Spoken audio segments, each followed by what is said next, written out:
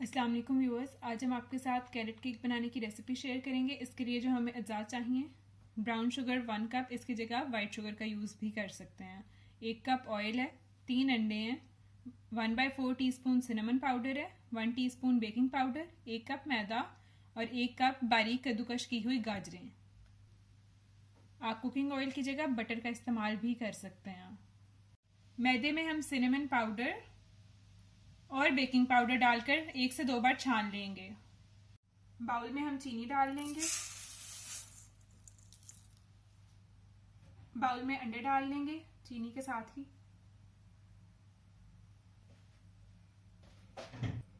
अब इन्हें अच्छे से फेंट लेंगे ताकि चीनी अच्छे से घुल जाए। आप इसमें पिसी हुई चीनी भी डाल सकते हैं। मेरे पास बारीक चीनी थी इसलिए मैंने वही डाल दी है।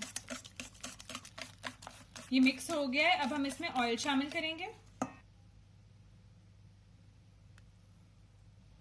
दोबारा हम इसे अच्छे से फेंट लेंगे।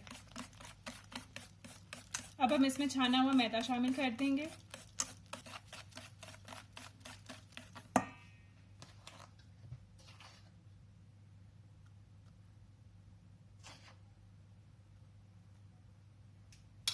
अब हम इसे हल्के हाथों से फोल्ड कर लेंगे।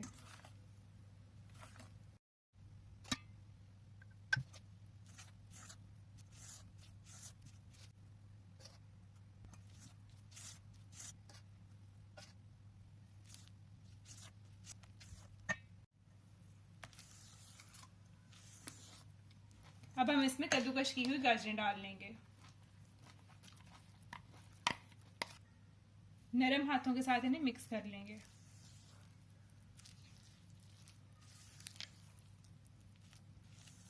ये अच्छे से मिक्स हो गया। अब हम इसे मोल्ड में ट्रांसफर कर लेंगे।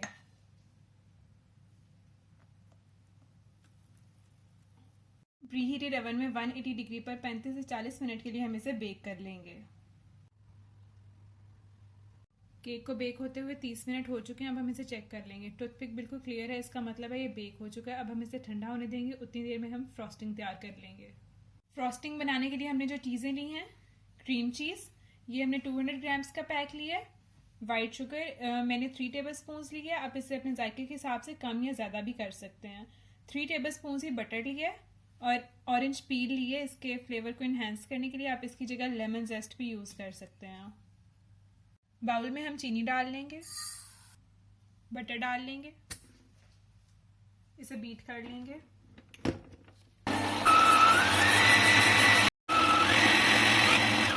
बटर और चीनी अच्छे से मिक्स हो गए। अब हम इसमें क्रीम चीज़ डाल लेंगे।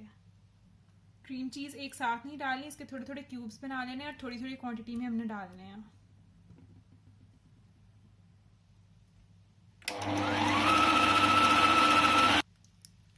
क्रीम चीज़ और शामिल कर लेंगे।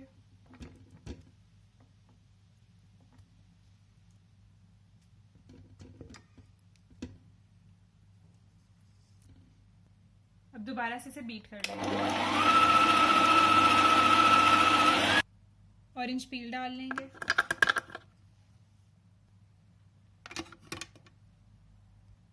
इसे बीट कर लेंगे। फ्रॉस्टिंग हमारी रेडी है। इसे बीट होने में 10 मिनट लगे। अब हम इसे केक पे अप्लाई कर लेंगे। फ्रॉस्टिंग का टेक्सचर कुछ इस तरह से है, थोड़ी क्रीमी होगी। केक हमारा अच्छे से ठंडा हो चुका है। अब हम इस पे फ्रॉस्टिंग अप्लाई कर लेंगे।